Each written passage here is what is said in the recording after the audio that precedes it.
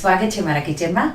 આજે આપણે બનાવીશું દાળ ચોખા પલાળ્યા વગર ઘરે લોટ તૈયાર કરી ગિટ્સના પેકેટ જેવા આપણે સફેદ પોચા ખાટા ઢોકળા બનાવીશું. એકદમ ટેસ્ટી એવા બનશે. આવા ઢોકળા જો તમારાથી ન બનતા હોય તો એકવાર આ રીતે જરૂરથી ટ્રાય કરજો. જો તમને મારી રેસિપીઓ ગમતી હોય અને હજુ સુધી ચેનલને સબસ્ક્રાઈબ ન કર્યું હોય તો સબસ્ક્રાઈબ કરજો અને બાજુમાં આપેલી ઘંટી દબાવજો એટલે નવી નવી રેસિપીના નોટિફિકેશન આવે. તો ચાલો બનાવીએ. તો પહેલાં ઢોકળાનો લોટ બનાવીશું. આ લોટ એકવાર બનાવી તમે મહિનાઓ સુધી સ્ટોર કરી શકો છો.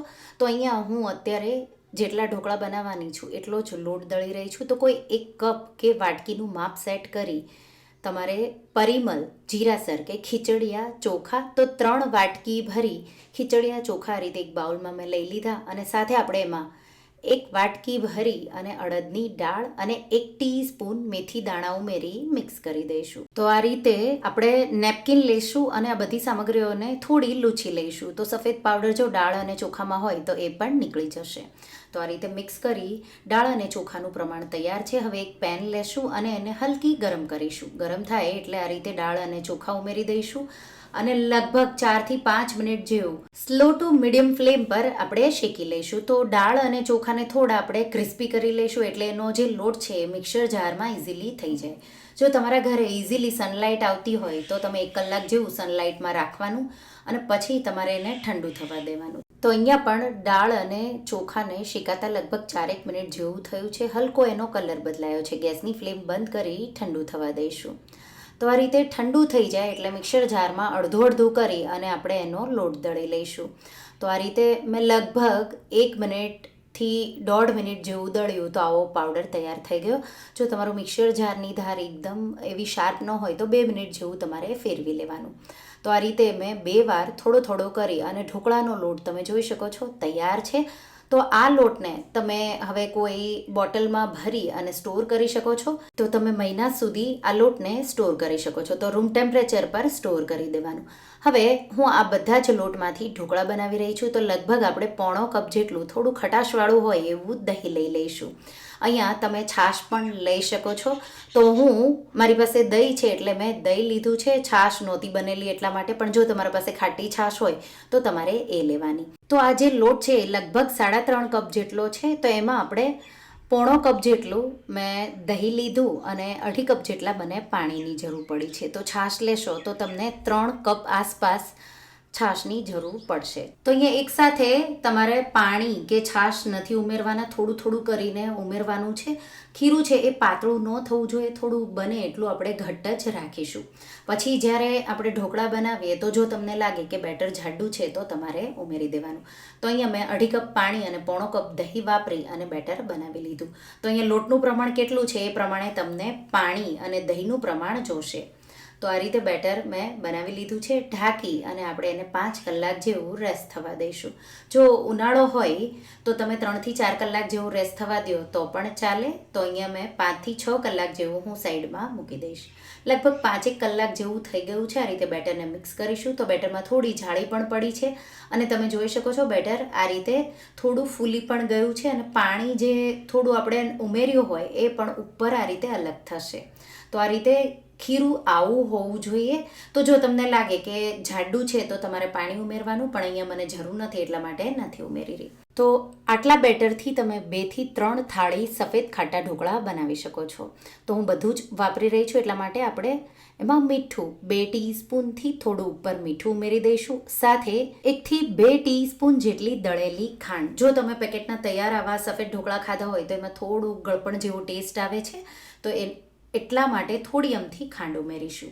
સાથે 1 ટેબલ સ્પૂન આદુ મરચાંની પેસ્ટ ઉમેરી દઈશું કે તીખાશ તમને જોવે એ રીતે. જો અહીંયા તમારે ગળપણનો ટેસ્ટ બિલકુલ ન જોતો હોય તો જે ખાંડ છે એ તમારે સ્કીપ કરી દેવાની અને એકદમ સારી રીતે મિક્સ કરી દઈશું.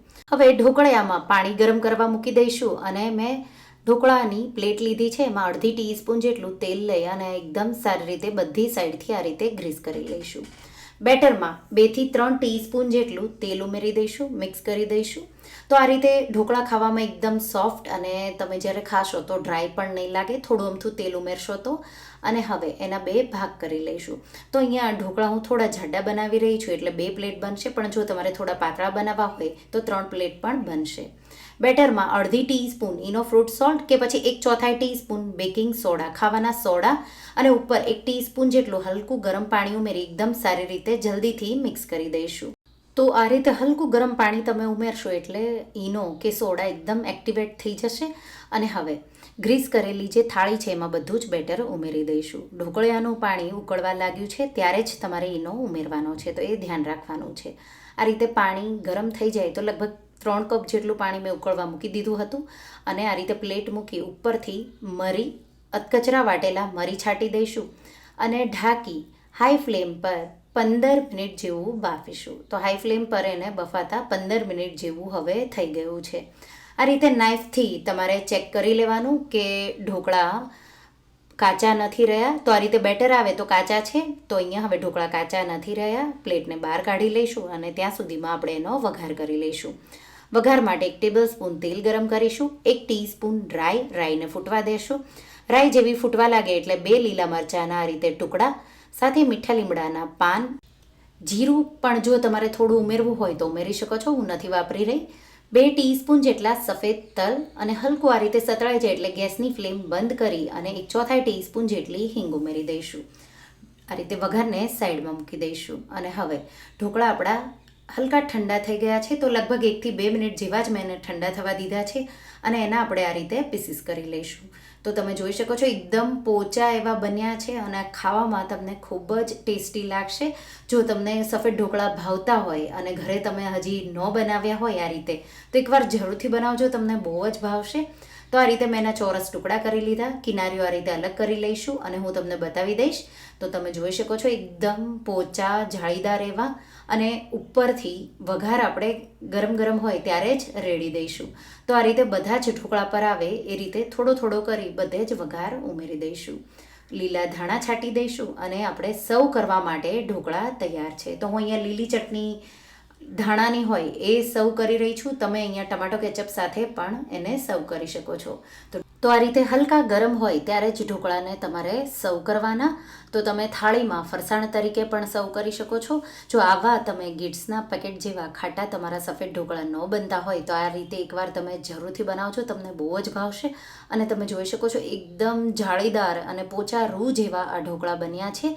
તો એકવાર આ રેસીપી ટ્રાય કરજો અને મને કહેજો કે તમને કેવી લાગી.